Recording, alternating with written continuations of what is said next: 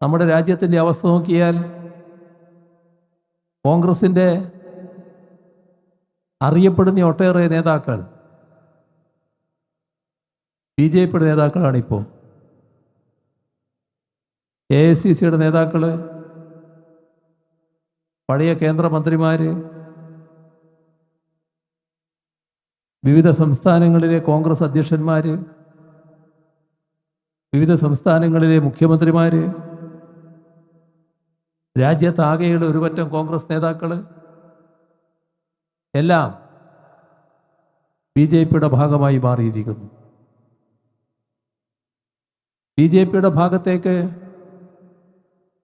വലിയ ഒഴുക്ക് നടക്കുന്നു കോൺഗ്രസിൽ നിന്ന്. എന്തുകൊണ്ടാണ് ഇങ്ങനെ സംഭവിക്കുന്നത്? ഒരു കാലത്തും വർഗീയതയോട് വിട്ടുവീഴ്ചയില്ലാത്ത സമീപനം സ്വീകരിച്ചു.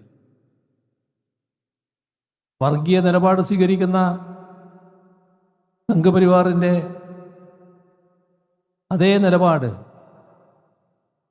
സ്വീകരിക്കുന്ന കോൺഗ്രസ് നേതാക്കൾ പലയിടങ്ങളിലുമുണ്ടായി.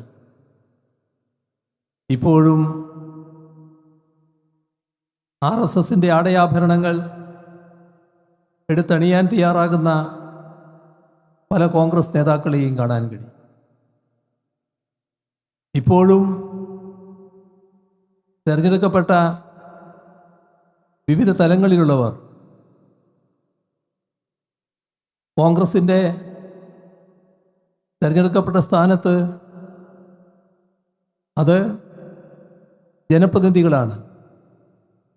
ആ ജനപ്രാതിനിധ്യം ഉള്ളപ്പോൾ തന്നെ BJPയിലേക്ക് മാറുന്നു.